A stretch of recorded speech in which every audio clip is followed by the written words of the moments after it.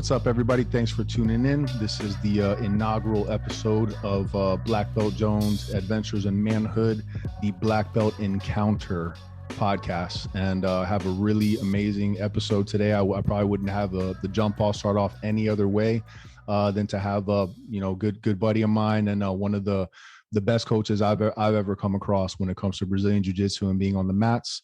My homie, my friend, my boy, Daniel Perez of Daniel Perez Brazilian Jiu Jitsu, the only Demian Maia Academy in Florida. It's pretty amazing, pretty impressive. If you ever get a chance to go by there, I highly recommend you check it out and go spend some time on the mats with him. What's up, man? How you doing? I'm good, my brother. How you doing? Doing good, man. Doing good, man. Just out here grinding, trying to make things happen and, do positive things and spread the love and joy of martial arts. I don't really know anything else, so there's not much else I can spread. So good to see you, bro. Good to hear from you. I see you. I see you grinding. Good to see you too, man. Good to see you. So for the people that don't know you or getting to know you now through this medium, just give them, tell them a little bit about your background, how you got started and where you're at and just, let us know a little bit about you. All right. I originally started off as a kid boxing. So striking was my first introduction to any kind of martial art. I got into Brazilian Jiu Jitsu probably my first year in college. A friend of mine took me out to a class. I got the life choked out of me, and that was it. I've been in the game now, I think 18 years, so almost pushing 2 decades rolling. I've done pro MMA. I've competed in every grappling event you can imagine, won and lost at both. I've been teaching for about a decade now. I've been with my teacher, Demian Maia, for about 10 years now. I've been a black belt for 6. I just recently got awarded my 2nd degree. Coach a lot of dudes in mixed martial arts, coach a lot of competitive grapplers, hobbyists, police officers, soldiers, the whole gamut of anybody who wants the skill set, Yeah, man, that's awesome, dude. Obviously I've been through your spot a couple times, and the culture that you have at your gym is probably like one of my favorite things about going to your spot is I've trained at a lot of places too. I've been in the game for a long time, and I've gone to a lot of spots, some good, some not so good. And, a lot of the places you've been around and have done a little more than just Brazilian Jiu Jitsu. Yeah. That a lot of these places, the mentality and the culture, a lot of these places are, especially nowadays, it's meatheads. A lot of these guys get together and every rolling session, every sparring session, they think it's a UFC fight. So they just go hard. They don't care about being technical.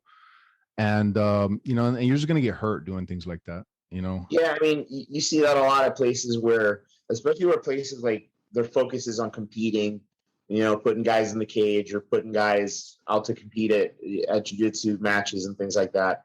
There's a good number of big gyms where it's either you're a total newbie and you're in the fundamentals class, or if you jump into like a advanced class or a pro class, it's just crazy grind. Everybody's going after each other to kill each other.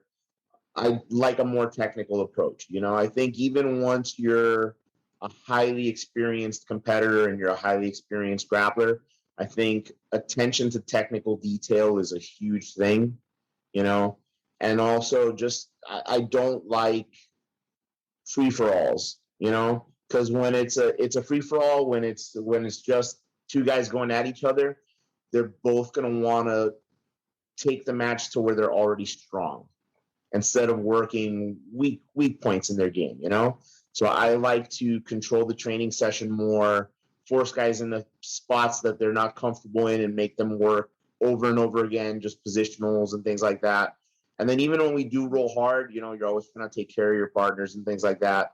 And the general atmosphere of my gym, is really laid back. We're always talking shit, always joking, trying to keep the mood light so that everybody feels welcome and friendly. And even when you're trying to kill your partner, you're always in the back of your mind, like, I got to take care of this dude. He's got something going up. That's my homie. For sure, for sure. It's a room full of smiling assassins, guys and girls. You got some bad females in there too. Yeah, yeah, It's not just guys. It's a good environment. yeah. So I yeah, tend to go be ahead. real tough on the girls. I Yeah, tend to be yeah, a little tougher on the girls than the guys. yeah. Last time I came through, I forgot what girl it was that I rolled with. I think she was getting ready for some nogi or something like that. And Mhm. boy, when she had a chance to cinch a guillotine on me, I was like, yeah, she's trying to squeeze me like a dude. This is getting Yeah. tough. But yeah, no, I love it. I love it. So you said I know you started with boxing. That's cool. I didn't know striking was actually your first was like your first into getting into like combat arts. Yeah, my pops, my dad boxed in Cuba when he was younger. So when I came into the picture, I remember being little and my dad showing up one day with, a pair of boxing gloves, one for me, one for him, and that was it. And then I probably got my first concussion way too young. Yeah. So but your first like actual like so for me, like I personally I consider boxing a martial art. I I do consider too. fencing a martial art. Any combat Yeah. sport or any combat style is a martial art. Wrestling, D1 wrestling is a martial art Yeah, to me. you're training for an aspect of combat at the very least. Absolutely, So absolutely. But yeah, did that's you ever did you play yeah. in like any like tradition, like did you go to like ever karate or taekwondo, anything like that? Never. So I started boxing with my pops, and then when I did show more interest in it, he put me in like the local YMCA gym down in Coconut Grove and things like that, and I did like boxing camps. So he always geared me towards that because that was the sport he was fond of. And then I guess when I was a kid, like you see, like especially when we grew up, it was the era of like Three Ninjas and Bloodsport and all that stuff. So it piques your interest, but I guess I was just too shy to be like, Mom, Dad, can you take me to the local karate school? And then as I got a little older, I was like, I don't know, it just didn't appeal to me as much because I started seeing the side of it where it became more gimmicky.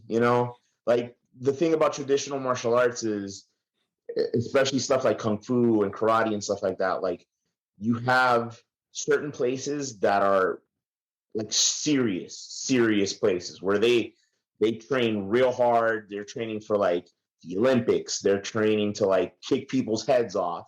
But then you have a whole bunch of other places where it's either a daycare for the kids or they're stealing adults' money by trying to tell them to channel their chi.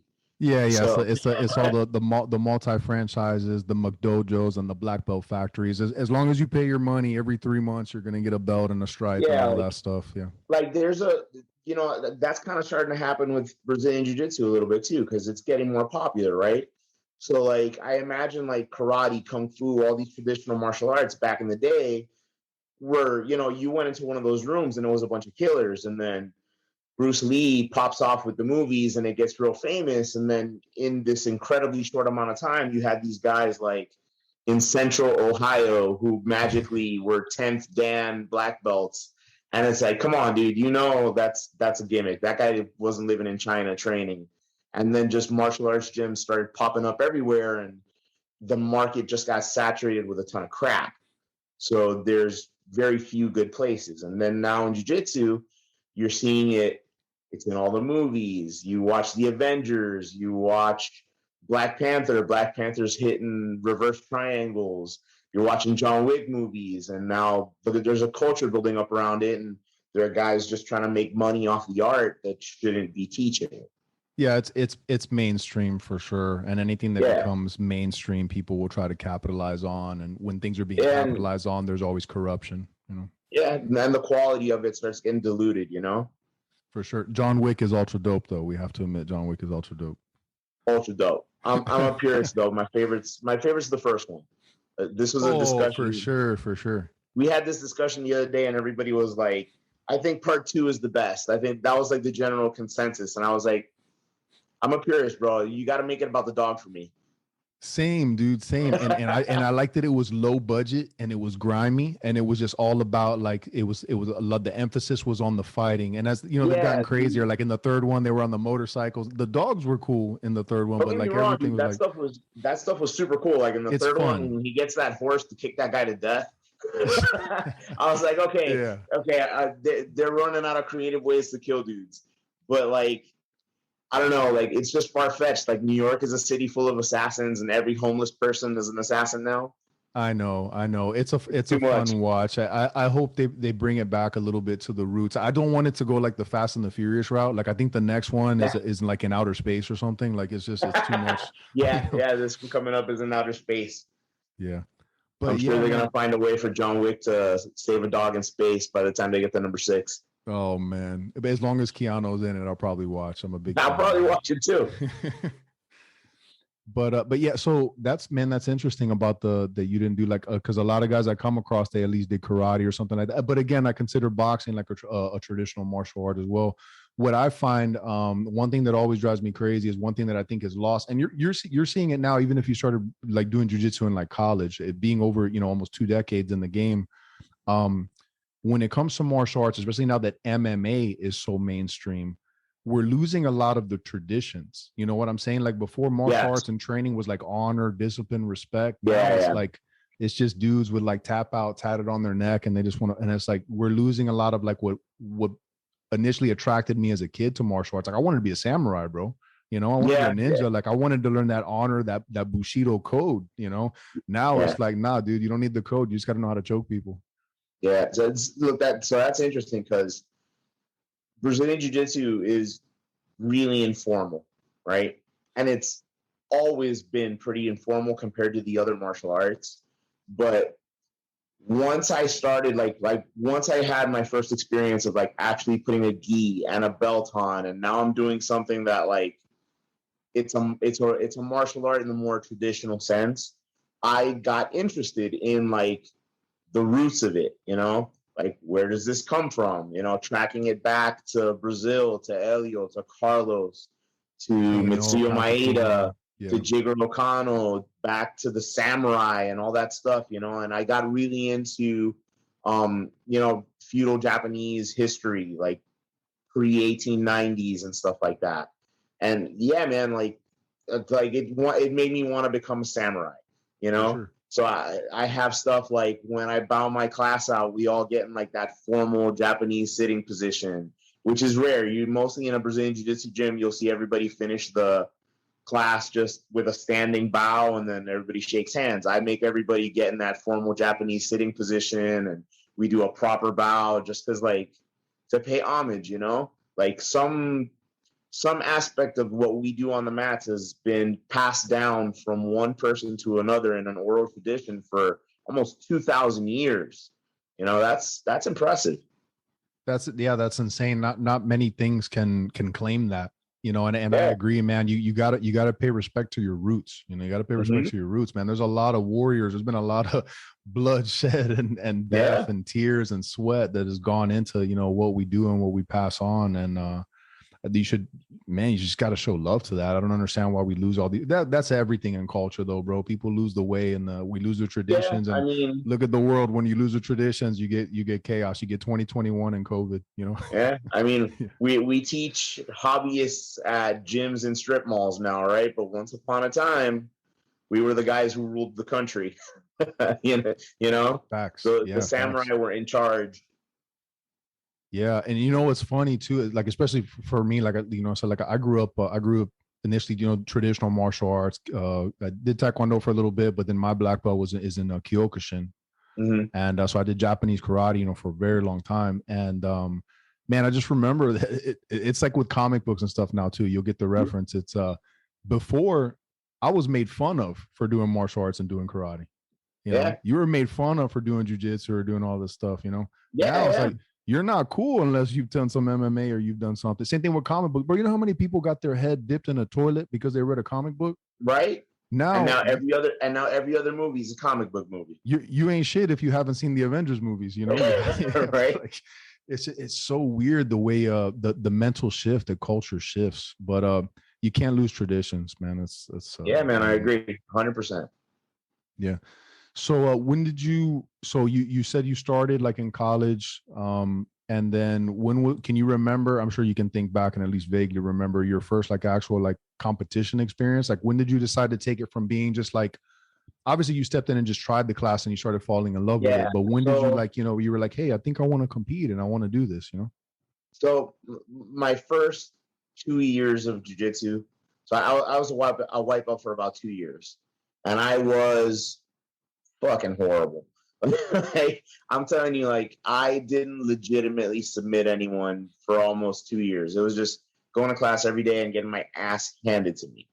And as a white belt, they talked me into doing like, the local Naga or whatever twice, and it didn't go well. I just remember going, the nerves, all that, getting choked out. But then when I got my blue belt, I think things started clicking a little more, and I started getting better. Like the brain started connecting to the body, and I said, okay, let's go compete. And as a blue belt, I did well in competition, and I went to a Naga one time, and I remember I'm step on the mats, and the kid I'm going to grapple steps on the mats, and I look over, and his coach is Chainsaw Charles McCarthy.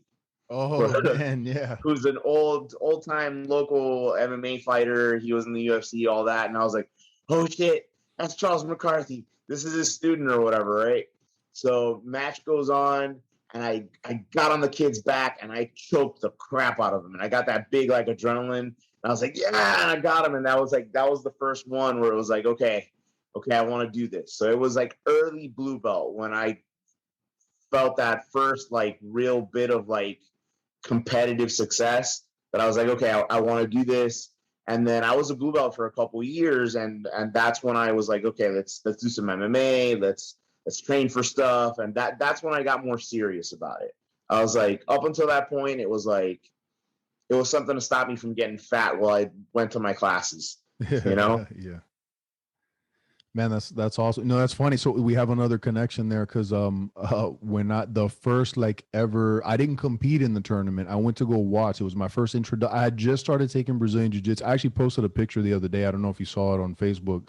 It was a picture from like 2003. It was like the second it was like the first like real Brazilian Jiu Jitsu clinic I had ever went to.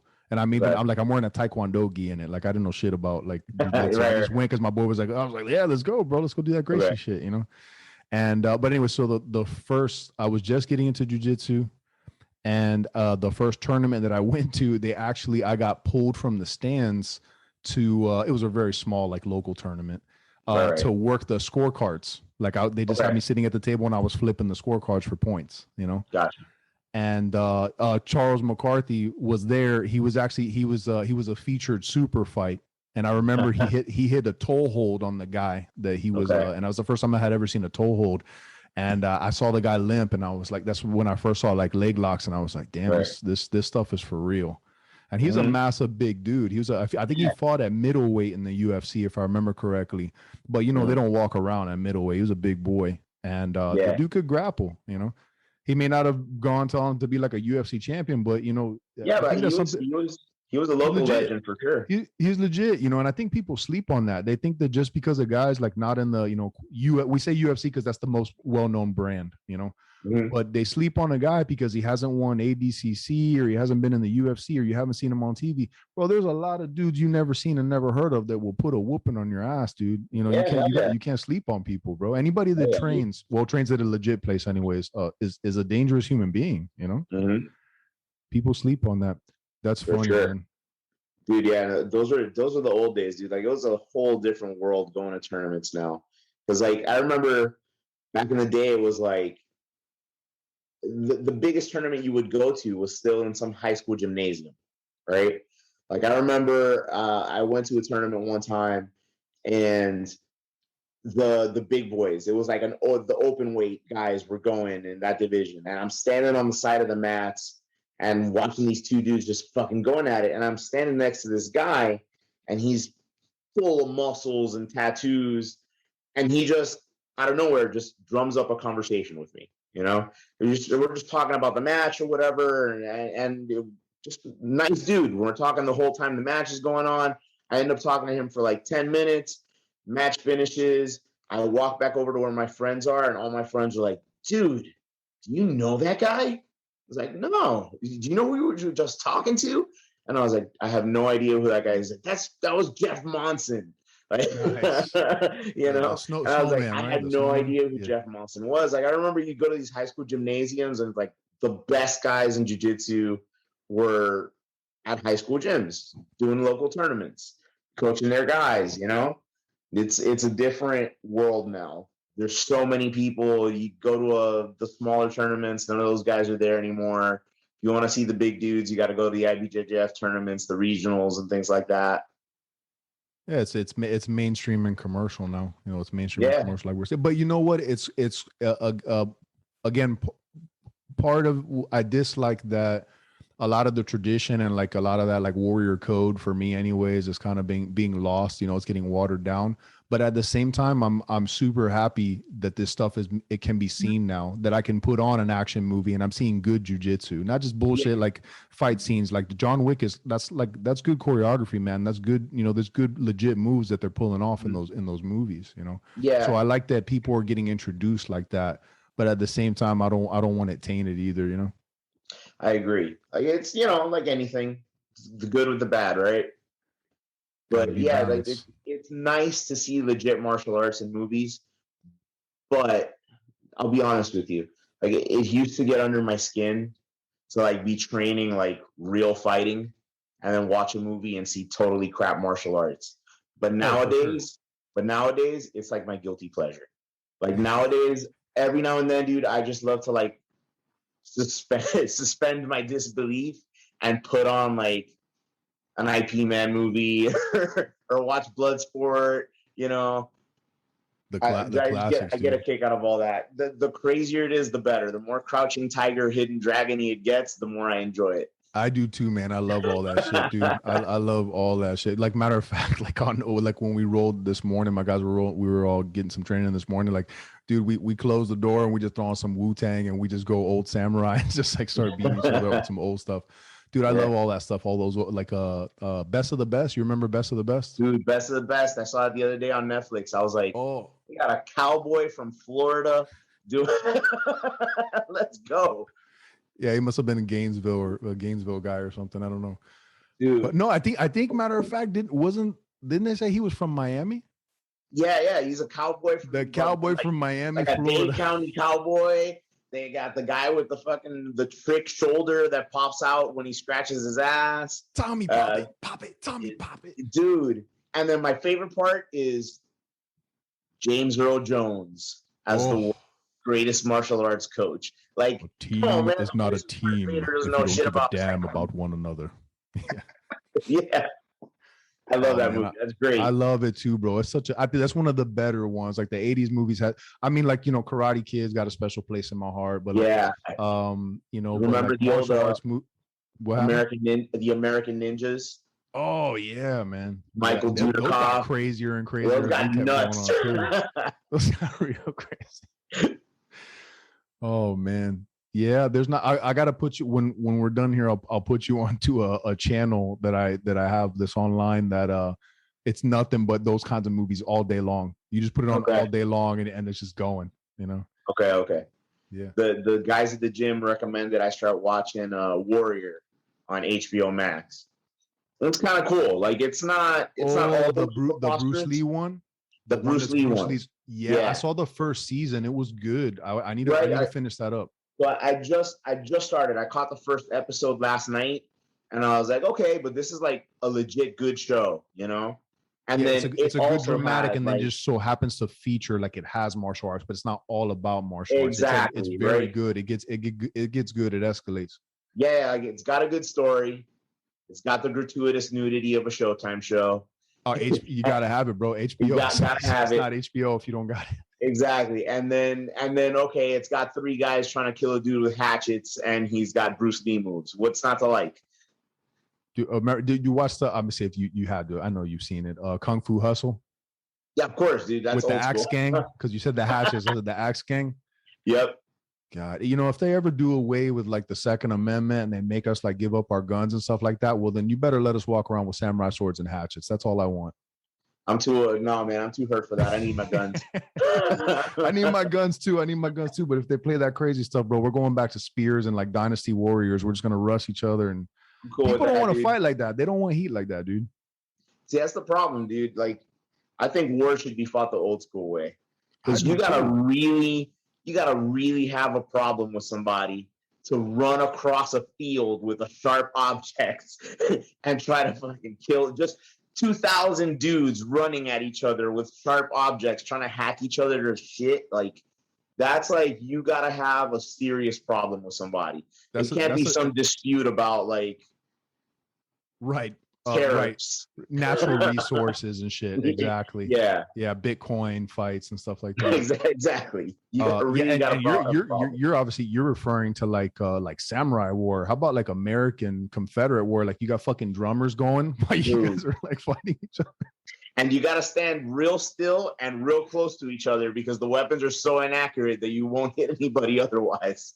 Shit is awful, man. Thank goodness. That's crazy, dude. Crazy. War has evolved, man. Now it's like a video game. They just kind of Call of Duty fly drones over each other and stuff. That shit's crazy. I'm waiting, dude. I'm waiting for robots on battlefields and kids with Xbox controllers controlling them. I think that's the future. Dude, who knows? Like with all the like the data stealing and like the cookies and all the stuff that they do, they're probably like you remember back in the day, the Last Starfighter? Vaguely. The kid plays the space video game, and he's the first one to beat it, and he gets the high score, and then basically the whole time it's been a recruitment machine by like this alien like colony. Okay. And then they come and they pull him to be a starfighter. They pull a human because he beat the game, and it's been a simulation to see who can fly with them. That sounds like that one that was based off the book that Harrison Ford was in with the kid. Ender's Game. Ender's Game. Yeah, where he's doing the simulations, but really he's he running thought it was simulations the whole time, and what he was doing was like wiping out an alien race. Yeah. That's what I'm saying, bro. Like I don't know, man. Government's done some crazy shit. Like they may be stealing data or like watching like, hand-eye coordination and like, formations of people playing Battlefield and Call of Duty and like, just recruiting the next generation of drone fighters. Dude, I'm telling you, I'm 100% sure that's what's going to go on. Like, I'm telling you, 30 years from now, they're going to put an Xbox controller in a kid's hand, and on the other end is going to be a fucking robot on some battlefield just hacking guys up. That's what I'm saying, man. That's what I'm saying. You know what I always thought would be, I've thought about this forever, and I can't wait for the tech. And I think the technology is there. We're close, but then we're running into this. This would be my fear more so than like robots taking over like Matrix style and trying to kill us, right? I've always wanted a robot sparring partner. Dude, that's gotta hurt. You can but you said it like different levels, and there's grappling dummies, right? So like you get an active grappling dummy that we set a level, and like he gives me some resistance. But if you have a glitch in that system, the robot's gonna kill you, man. Exactly. I don't know. You better be able to fight if you decide to hit level 79 or something. Nah, bro, I'm good. That thing's gonna put me out of business. So, what was your first introduction to actually teaching classes? Like, when did you start teaching? Like, what level were you at, and where did you get? Like, okay, so my initial focus, white belt, blue belt, most of those years was I'm gonna compete, I'm gonna get good at it, I want to be an MMA fighter. And then when I got my purple belt was around the same time that my father got diagnosed with pancreatic cancer. Oh, wow. And he had a big 2-year battle with pancreatic cancer, which is like that's one of the cancers with the highest mortality rate. And they told us going in, there's, you're going to fight this for X amount of time, and in the end, it's probably not going to work out. So I watched my dad slowly deteriorate for 2 years and eventually lose the battle and pass away. And then it was just me and my mom. And one of the things I watched my dad go through was he was about 55 years old.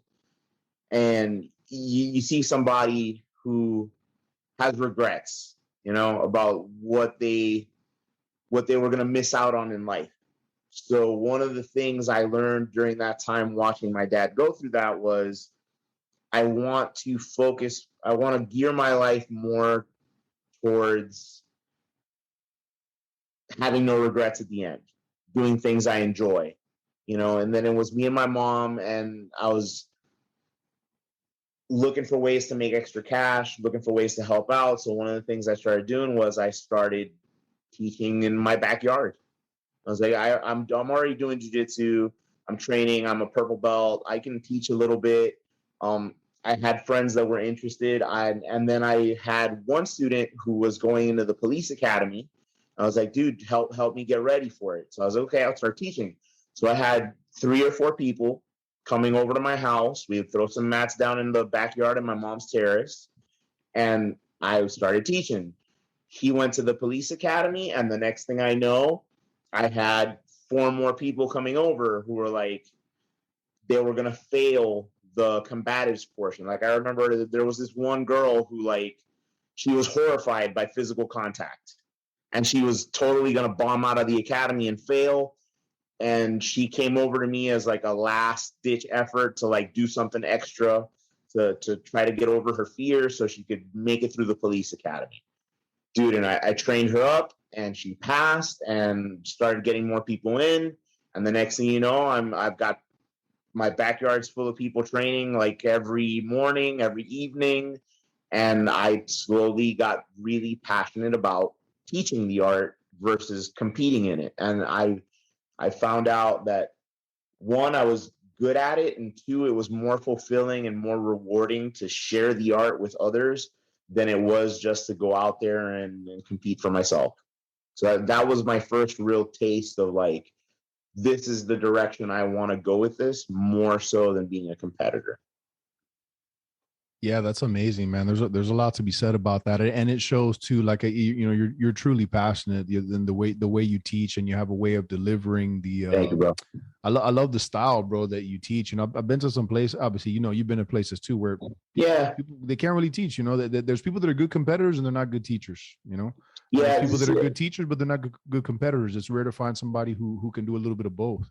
Yeah, I think I was fortunate to find my passion for teaching the art when I was a purple belt, because then I knew as part of my development coming up through the colored belts and all the way to my black belt, my focus was always, I want to know this art so well that I can teach this to people, because that's what I really want to do with it, So it became more about learning it, learning the most effective versions of it, and learning how to communicate it and explain it and show it so that someone else could pick it up in a way that like was effective and efficient, so that I could make the best students possible, and I think I was lucky to discover that side of it earlier than most people, because most people don't think about teaching until, well, looks like I'm going to get my black belt, maybe I should try teaching,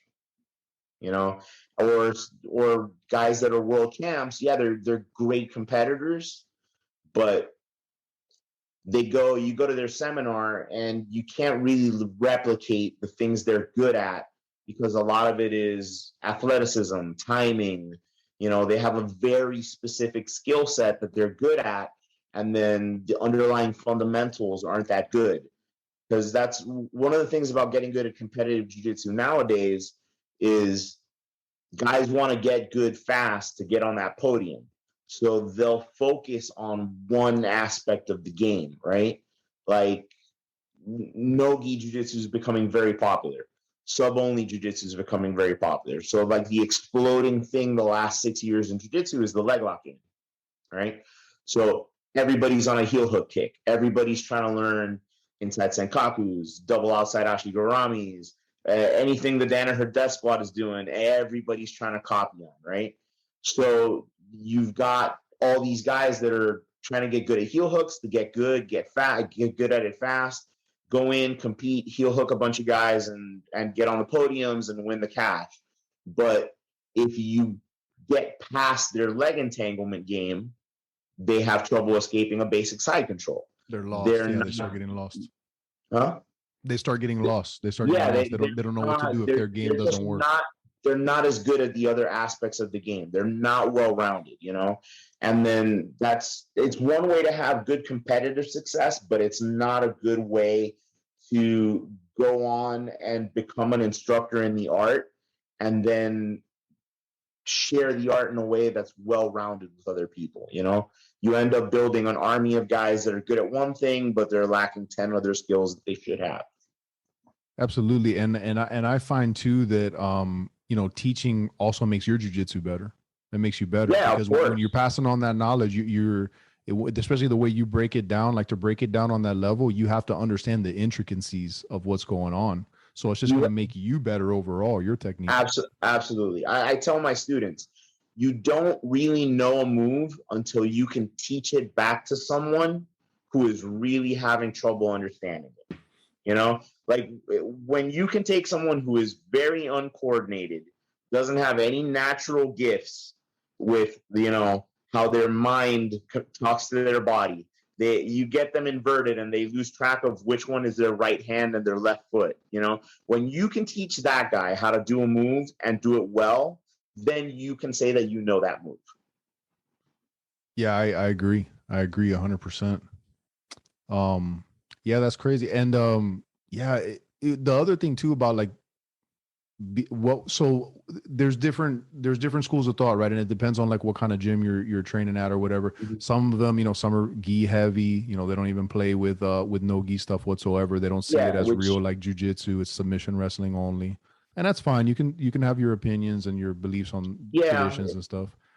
You know, I think a lot of it in the end, it's all grappling. It's all grappling in the end. You know, a lot of it has to do with what format they're like competing in. You know, some schools, they want to just do gi competitions. Some schools want to do sub-only competitions. Some places want to do or train just MMA fighters, you know? So how do you feel about, so the initial place, your first introduction to jiu-jitsu, what was their focus? Was it sport specific or self-defense? Because like for me, and like what I see is like a lot of places, martial arts in general, all fighting systems are getting away from the actual like real quote unquote real fight and self-defense aspect, and they're focusing just on sport.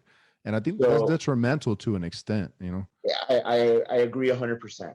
So my first experience with jiu-jitsu was with an instructor who had a Rickson Gracie background. So very much jiu-jitsu is for a real fight, you know? Yeah. And even Demian and I share the same philosophy. So, and you know this about my place. I don't go with a specific thing. I don't teach, if we're doing gi, I'm not teaching excessive gripping sequences. If we're doing no gi, we're not getting into these incredibly complex inverted positions. I'm trying to teach one skill set that's going to work, whether you're in a cage, whether you're on a competition mat, or whether you're fighting for your life. So for me, it's very important that you find the core of the art that will work in every situation you can find yourself in, because then that's a real skill set. That's having, no matter where I am, I can go to the one playbook and it's going to work, whether my ass is on the line for real or whether I'm just in a competition, right? So I'm looking for the most effective positions and the most effective techniques that will work no matter what, because at the end of the day, it still has the potential to be a real fight, you know? Like, I'm training guys that are just hobbyists who want to put on a gi and go fight a points match in the IBJJF, but I'm also training guys who are getting deployed out into the desert. I'm training guys that are on the streets, you know, as cops. I'm training guys who are doing private security work. And one day, heaven forbid, your life is on the line and you need this skill set. I don't want you trying to berimbolo. No, for sure. I agree with all that. And that's what I try to teach like my guys too, with striking and everything that we do. It's like, I personally, and that's been my turnoff to a lot of like the jiu-jitsu places, pure jiu-jitsu places that I've been to in the past, is like, They're too too lapel heavy. They want to play listen, don't fall in love with grips, dude. Because Don't fall in especially love with grips. us Florida boys, unless you're at the country bar and the guy's wearing denim head to toe. I'm That's the telling only you, dude. you know what I'm saying? Yeah. Because muscle memory. You're gonna reach for that grip, believe it or not. I started off with grappling, like I wrestled in high school, and then my first introduction into like submissions was kind of like a catch wrestling place. It was very like just submission, no gi only. It wasn't jujitsu. It was very like raw, crude style of submissions, you know. And I did that for a long time. I didn't understand being in the gi. I mean, obviously I wore a Taekwondo uniform to my first clinic, right? So, but then I was like, you know, I kept hearing all these guys, Marcelo and all these guys saying, hey, you got to train the gi if you want to be good. And I was like, okay, I'll give it a try. So I went into gi for a while, and then for a good little minute. And then when I went back to doing like a no gi rolling session, I found myself trying to grab the pants to like break open guard and stuff. And then I was like, whoa, dude, I can't just rely on this. Right. See, so the problem isn't training the gi. It's how you train in the gi, right? Yes. Because a lot of the grips and a lot of the things that you make in the gi, like if I grab your wrist directly or I grab your leg directly, 100% of my energy is going into grabbing that limb. If I grab your pants or I grab your sleeve, I'm still kind of doing the same thing, but I start losing maybe 30%, 25% of my effective power on that limb, you know? So I try to, in every instance possible, I want to grab the guy's body or body part versus grabbing the grip just because it's there, right? I feel like there's a lot of like needless grabbing of the lapels and of the pants and things like that. And then I want to be able to physically control you. And then the gi is an added element that occasionally I can choke you with, or that creates additional friction between us where now you can't get out of something because you're sweaty. You know, that's different. That adds a layer of difficulty to it as opposed to making it an origami puzzle, you know?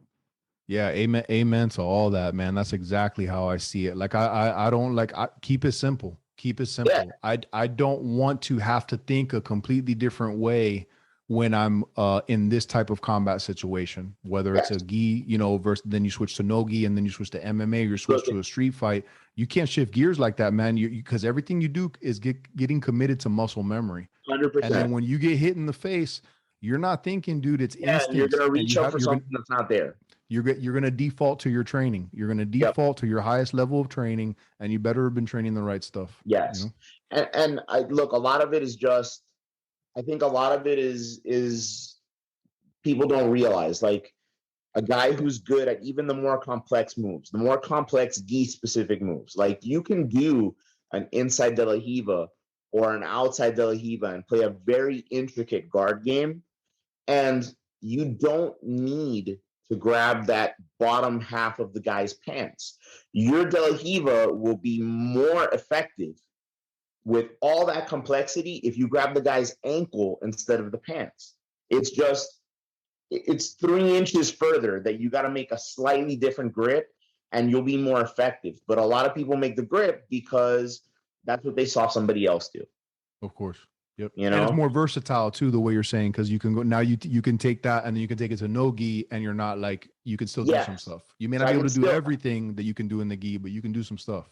You know, and you can still play a really complex, very modern jiu-jitsu game, even within the context of mixed martial arts. But you don't need to rely on this piece of clothing to grab. Yeah, I agree. I'm glad you think that way, and I know you think that way because I've seen how you teach. There really is not a difference from like the way you format like the no gi class and then like the gi session. Absolutely, it's all the same stuff. It's just like, hey, but by the way, if we wanted to, we can grab this as well and then add this to the game. You know, exactly, right? Yeah, but like, the fundamentals are there. Yeah. I shouldn't be losing anything when in reality you're gaining more potential weapons, right? I should be able to accomplish the same thing, gi or no gi, and now the addition of the gi should give me 2, 3, 4 more options, right? But the underlying ability to still physically control you and dominate a potentially dangerous situation should be there no matter what, right? Because back in the day in Brazil, these guys were getting in fights and they were training in the gi, but they were getting in fights on the beach. You know? Yeah, So Hickson will slap the taste out of your mouth on the beach real quick. right? 400 What? and oh, baby. That man's never even lost an argument. Yo, man, what a beast, man. I know, like, so I guess a lot of people say now, what is it? Like Roger Gracie is probably the more accomplished Gracie as far as going all the way through, like, you know, as far as so Hodger's modern. the legend, right? Yeah. It's funny but Hickson, because for his time, he's the godfather, bro. He's the one, bro. you know, Hickson is the guy with the legend built around him, right? Sure. He's the guy that the Gracie's always built up as. He's the greatest of us. He's the best. He's got the best technique. But there was always that, like, you know, say it. He should have fought Sakuraba. He should have fought Sakuraba. You know, and then there's the thing that bugs me about the Hickson legend is that whole he's 500 and 0 thing. And it's bullshit. It's bullshit. Yeah, you know, like, it's bullshit. It's still cool. He's got a mystique to him, and don't get it twisted, Hickson. Right. If you're watching, if you ever see this, he's a bad motherfucker. He's a bad dude. He's a legitimate legend. I love Hickson. I did a 2-day seminar with Hickson and with his I think they're brothers Helson back in the day, and it was awesome, dude. It was great. He was doing the whole invisible jiu-jitsu thing, but like, yeah, that's the thing. When you ask me like who the best guy ever is, I'm gonna go with somebody like Hodger, but my heart's pick is Marcelo Garcia. Sure, and it depends on the situation. Like, you're talking nogi, you're talking modern jiu-jitsu, you're talking MMA. You know, it depends on the scenario. You know, exactly. Like, look, if you're talking competitive jiu-jitsu, gi or no gi, the guy for me is Marcelo, right? Because he's got like 5 gi world titles. He's got like 4 ADCC titles, and he's 5'7". Yeah, without being physically imposing. Like, you know, he doesn't even lift weights. Like, he just rolls. Like Hodger Gracie is a gigantic dude. He's a big guy. Yeah. Hodger Gracie's jiu-jitsu is beautiful. It's but it's all simple fundamentals. Fundamental stuff. He fights at the highest level of basics. Yeah. Yeah. Hodger Gracie's whole game is take you down, pass your guard, mount you, and collar choke you, right? And he would do that on everybody. But he's a massive human being, right? The only other guy that has more world titles in the gi than Hodger is Buchecha, and Buchecha's another massive guy, right? Yeah. A lot of people would say that Buchecha's the best dude, but Hodger choked out Buchecha, you know? If you ask me MMA, I think, you know, and I'm trying to be impartial here. It's not because he's my teacher. I think Demian Maia is the greatest jiu-jitsu fighter ever in mixed martial arts. 100%. I've always said that even before I went to your place. And actually, that's what kind of drew me initially to go. Like, when I was like, there's a Demian Maia gym around here, man. You know? Yeah. I always said that, and I tell my guys, and I tell anybody that ever asked me, there's better guys for like pure Brazilian jiu-jitsu, pure rolling. Yeah. Jiu-jitsu for MMA, there's nobody else that can put on a show like that, dude. I think jiu-jitsu to just kill. And then you're talking the highest level of fighters, bro. D1 wrestlers, high-level kickboxers, like the baddest of the bad. Yeah, I think pure jiu-jitsu. I think when people look back and they start like really analyzing who are the best guys ever at the game, you know, yeah, okay, Demian has his world titles. Look, Demian has world titles in the gi. Demian has an ADCC world title, but he spent the majority of his career in mixed martial arts. And when you look at his career, dude, he is number 2 on the UFC all-time wins list with one skill set. It's not like you don't know what Damian's going to try to do to you. You just can't stop it. You know, and then, you know, you look at guys like Jacare. Jacare is a great jiu-jitsu champion, right? He did amazing things in MMA, but he's a big, imposing dude, and he's got some striking. You know, Demian, pure jiu-jitsu. You tell me all the way back to the original UFCs with Hoist. Hoist was choking out dudes with a boxing glove who had no ground game. You know, they didn't know. He knew a whole nother world that they didn't know. He had the advantage of knowing. It's still impressive. It's still impressive because there was no weights and they were dangerous guys. But he had an entire skill set that nobody knew. Right? Demian has been in the UFC, the premier mixed martial arts organization on the planet, for over a decade. He has been in the pound for pound top 10 in 2 weight divisions during a time in mixed martial arts where everyone trains high level jiu-jitsu. Everyone. You cannot step into that cage and not be able to defend yourself on the ground.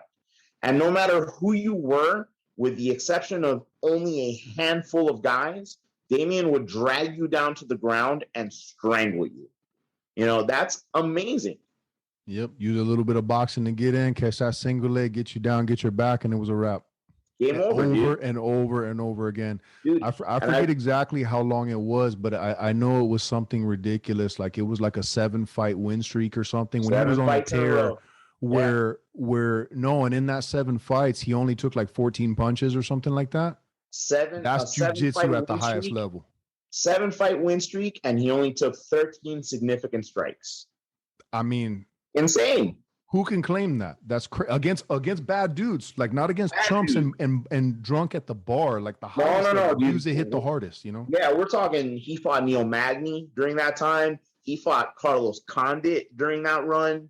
Dude, like those are bad motherfuckers. They're bad dudes, bro. Yeah, no, man, not to fanboy out, but Demian Maia for sure, best jiu-jitsu and MMA. Dude, I've had the benefit of training with a lot of great guys. A lot of guys with legit world titles. And no one has ever put an ass whooping on me like Demian. He's not physically imposing. Like I've grappled guys who are physically imposing. I've grappled guys who had mystique around them, right? Like I remember being in a room training with a bunch of guys and in walks Minotauro Nogueira. And this is Nogueira before he went to the UFC. He was still like the Pride mystique, and he was in between, right? So this was just before his UFC career started. And I remember he came in to train, and I was like his second or third roll, right? And I was like, I'm rolling with a legend, but I felt like I was rolling, you know? Damian's the only person that like, he doesn't look like what he can do to you.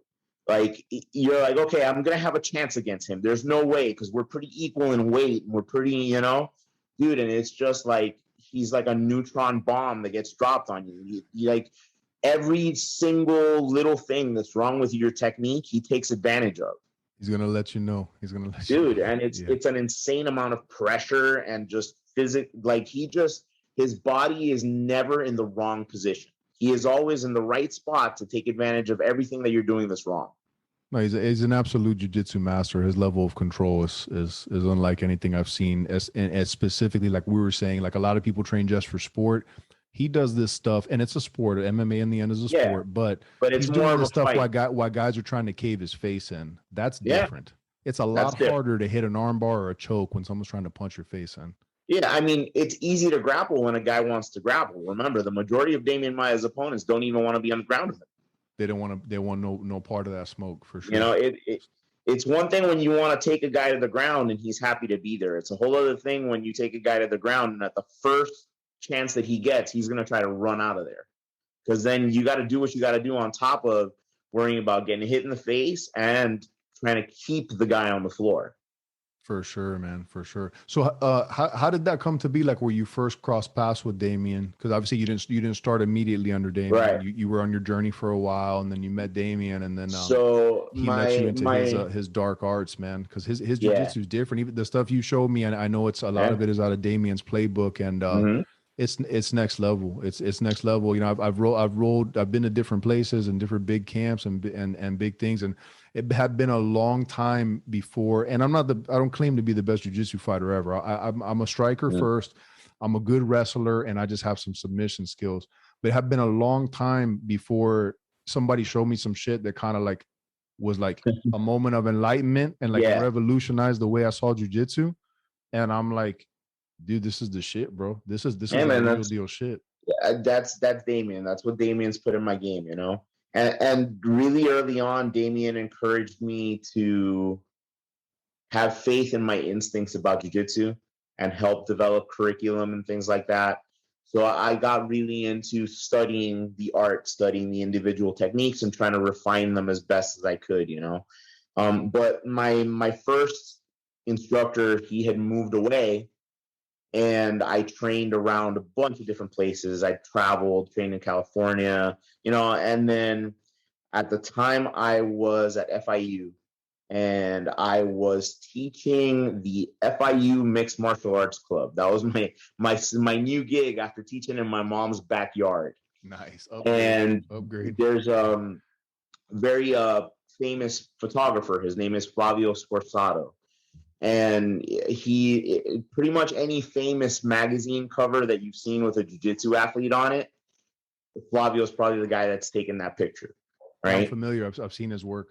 So I reached out to Flavio because I knew that he had an association with Damian. Like, they were friends. And I reached out to him and was like, hey, man, like, is there an opportunity to, like, train with Damian somewhere at some point in time? And Flavio was like, actually, Damian is kind of sort of messing around with the idea of starting to build an association here in the U.S. And he's, you know, looking for some guys who'd be interested. He's at Marcelo Garcia's gym in New York next week. Do you want to fly out and train there? And I was like, so you're telling me I get to go to New York, meet my favorite, like at the time, Damian. The reason I chose Damian is because he was like the guy that I most loved watching. You know, like I watched his gi fight against Jacare at the World Cup over and over again. Great. So I was aware of Damian as a jiu-jitsu fighter before he was an MMA. I got to follow Damian his entire mixed martial arts career as a fan, you know? And so Flavio's like, you can go train with Damian and Marcelo Garcia, who for me is the greatest jiu-jitsu competitor of all time. Like, as far as straight up jiu-jitsu competitions, that's the guy. I was like, I'll definitely find the money. Let me check my calendar, but I'm pretty sure I'm open. Yeah. So I flew to New York. I trained with Damian. I trained at Marcelo's. At the time, Marcelo had the brown belt death squad, which would eventually all become black belts. It was Gianni Grippo, Mateus Diniz, Dylan Dennis, all of John Satava, all those monsters. So it was a crazy experience. And Damian was like, yeah, man, do you want to be the first guy? You want to be one of the first guys in the association? And it was basically me and Mark. But you were brown at the time? I was purple at the time. You were purple. And then Damian took me all the way through my brown belt and my black belt, and now 2 degrees into my black belt. Oh wow! So that was when I first met Damian, and it was basically me and my friend Scott, who runs his gym up in Chicago. We were the first 2 guys in the U.S. to associate with Damian, and even now there's only a handful of us because Damian's been focused all this time on his MMA career. You know, so the U.S. Demian Maia Association is actually really small. I think we're at 5 gyms in the U.S., 1 in Portugal, and 1 in Latvia, of all places. You know, with the plan always being that when Damian retired, he would have a handful of high-level black belts in place, and then if he wanted to expand his association in the U.S., we'd have the base for it. You know, you have the network to spread the right. So the style. Yeah, it was right place, right time. You know, I reached out at the right moment and made a connection and ended up going from probably his number 1 fan to becoming the first American dude he ever put a black belt around, you know? That's amazing, man. Just That's, a nutty. and then now the second degree, you just got the set that. Congratulations Yeah, again on man. that, man. Thank you, That brother. is awesome. For those that don't understand, like to be a second degree black belt in Brazilian Jiu Jitsu specifically, that's years and years and years. That's a lot of time on the mat. That's a Yeah, lot of work and effort put in. time in the game. Yeah, man. It's funny. Go ahead. I wasn't even expect so that just happened this week. Damian flew in because he's coaching tonight. Actually, he's got a friend of ours, Danilo Marquez, is fighting in a UFC tonight, and Damian's That's right. in his corner. UFC Vegas. They're in Vegas, right? Yeah. So Damian's in his corner tonight, and he called me up and he was like, "Hey, I'm flying into corner Danilo, and I've got a layover in Miami for like 6 hours. You want to hang out and catch lunch?" And I was like, "Yeah, man, of course." I hadn't seen him all pandemic long, you know.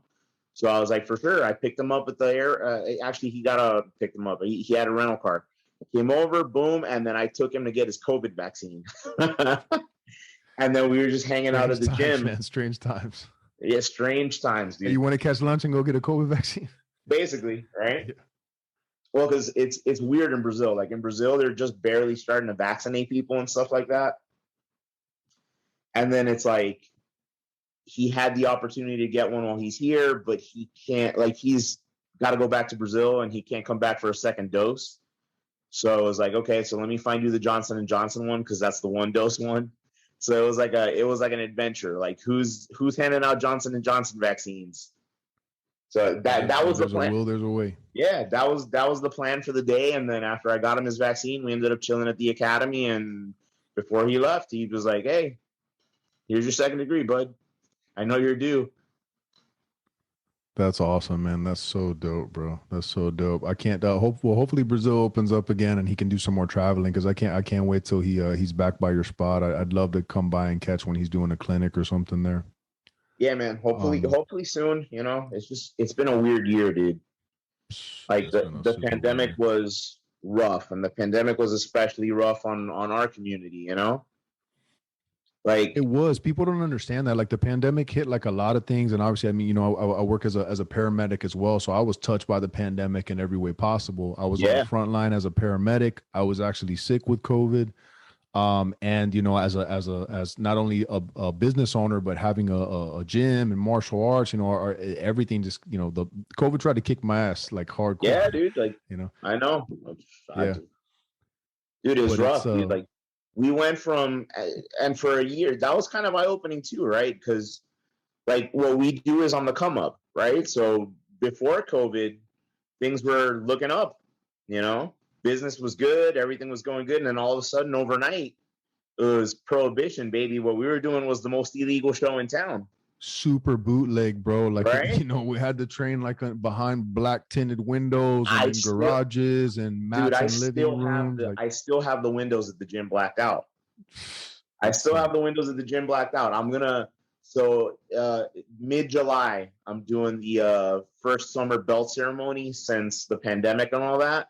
And then I decided I'm going to keep the windows blacked out until that day. And then as like a celebration, we'll do the belt ceremony and we'll peel all the paper off the windows. Let the light shine back in. Exactly. Yeah, but dude, that was eye-opening. It was hardcore, man. It was, and especially like, you know, I mean, a lot of people, everybody was affected in some shape, way, or form. But you know, like we all lost a lot of our outlets. You know, you couldn't go to the bar to have a drink. You couldn't go to the movies. You couldn't do nothing. But especially for us, that like this is such a big part of our lives. It was essentially illegal to train. You couldn't compete. You can't, like, they took everything away. You know, it's nuts, man. And then initially you do your part, right? You're like, okay, I'm gonna be a good citizen, I'm gonna stay at home. But after that first month, that second month, and you're just like, I gotta train, dude. I gotta train. And you know, you gather in some dark little corner with your friends, you know. Like, I remember my students, there was a point when I was like, look, I have to do the responsible thing and I have to keep the gym closed. I know you guys want to train. Dude, these guys did not give a crap. They put a ton of mats up in one guy's living room, and they called it the gulag, and they would send videos from the gulag of them training. And I was like, you guys are crazy, but have at it. You know, it's an addiction. It's hard to give up something like that. And it's more than just the martial art. It's just the human connection, you know? It is, man. It's a bonding experience, especially with like the atmosphere you have, the culture. It's a true team, and everybody's friends and knows each other. You guys celebrate when somebody has a kid. Yeah, it's a family birthday. It is, man. You build a family, dude. And you know, and there's a lot of love and work, and you go through the grind, and iron sharpens iron. Everybody's, you know, going through the grind together and getting better, and you come up, you know, I mean, you know guys for years and years doing this stuff, you know. And it's just crazy, man, to get that all like basically essentially ripped away in an instant. Like I remember for me, like I had taught a class, I want to say it was like on a Wednesday night, and it was a big group. Gym was full, we sparring, rolling, all that stuff, and everybody's like, yeah, fuck all this COVID stuff. And then the thing came on about you know, hey, gym's gotta, you know, be shut down or whatever. And then I mean, Wednesday night we were good, room full of people, we were putting in the work. Friday, crickets, nothing, done. It's like that fast, man. Like there was no preparation. It wasn't like, hey, this might be happening. They're like, hey, by the way, everything you love and you're about, nope, can't do it. Like, what? No more, right? Go sit on the couch, watch some Netflix. Yeah, that obviously didn't last very long, but I'm glad things are starting to come around, especially for guys that like they make a living, like, you know, make money, you know, by teaching and doing these things, how you provide for your family. And then competitors too, like you know, it's insane to me, like, you know, in New York for the longest time, the Danner, obviously the Death Squad. Yeah, the Death Squad. Dude, those guys were not allowed to train. Like that's insane. You know? And we're lucky because we live in Florida, and it's like the new Wild West, right? Luckily, like, we have a governor that doesn't care. It's substantially more lenient, you know, than other states, but for sure. Like, dude, Marcelo Garcia, he taught his first class last week. Could you imagine? Like, that's Marcelo, and he's in New York, where we know rent is more expensive. First off, from an economical standpoint, and a big gym too, not like some little podunk place. Like, we're talking like a mega. Like, he's got a lot of guys, you know, high profile clients that come. You know, that's Marcelo. Wherever he pops up and wherever he says, "I'm here to teach," he's gonna have bodies, you know. But what about the guys that aren't the Marcelo Garcias of the world? You know, what about the guys like you and me who own gyms out there? You know, that's a rough ride, dude, for all this time. You know, California, New York, places like that, where just now they're coming back. That's nuts, man. And then the uncertainty of it all, you know, the stipulations and the thing, it was changing every week. What was going to happen? Hey, you're open, you're not open. Hey, we're going to do this. You can wear masks. Yeah, and then it just snowballed into months. It was talk about fucking chaos, bro. We're gonna look back and like this shit was like some apocalyptic shit. It was crazy. Yeah. Well, but anyways, I'm glad things are a little more normal now, and then now the competition scene is picking up again. Some places are a little weird though. Like I don't know.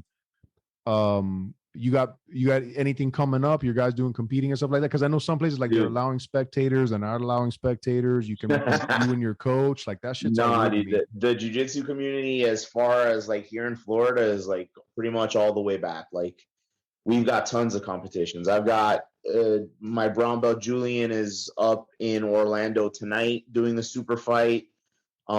We've got multiple IBJJF events coming up in the next few weeks. We've got a big no-gi submission only thing coming up with like White Line Promotions next month. So my guys are starting to pop off all over the place. And then I've got the whole team pretty much getting all the serious competitors getting ready for the Pan Americans, which are in Orlando in September. So we've got a bunch of competitions we're using as warm-ups to get ready for Pan Ams in September, where I'm taking a big group of guys to hopefully get some titles on some of these boys, because they're working hard and they're looking good. I have no doubt. You guys will be on the podium for sure. Those guys, there's some tough roles every time you go through there. But again, smiling assassins. Everybody's real chill, but they can bring it. That's what I love about it. They can bring the fight. Yeah, man. No, man, you got to come through, dude. We love having you, bro. Every time you're in, it's a fun time. No, I appreciate that, man. I'm actually trying. I'm working on within the next couple months. I'm gonna pass by because I got to visit like my brother and stuff and everything. Whenever, brother. We got to soon. get you out there competing. Much love, man. I'll be there for sure. I'll hit you up. I'll let you know when I'm coming through. Whenever, bro. You know, this is your home. Appreciate you, bro. So anyways, bro, if there's anything you want to add, you want to let people know how to reach you, what's the best way to get in touch with you if they want to do get privates or they want to come check out your spot, phone number, website, whatever. Daniel Perez Jiu Jitsu. Search it on Google. There's a website. Find me on Instagram, Daniel Perez Jiu Jitsu _Miami. Pretty much any social media outlet, I'm there. My phone number's on all of them. You'll get pretty much directly connected to me if you shoot an email or dial a phone number. I'm an easy guy to get a hold of. And my door is always open. Anybody who wants to come through, get some good rolls in and learn some jiu-jitsu, I'm here. Absolutely, man. One of the nicest, most genuine people I've ever met, and also one of the best instructors I've ever met, man. So I appreciate Thank you, brother. It means a lot. How you pass the art on in the right way, and that's something that's lost. And I'm glad there's still guys like you doing this. So, man, it's all good. Thank you. I appreciate that, dude. Yeah. Well, much love, man. Be blessed, and I'll be in contact with you soon. Likewise, my brother.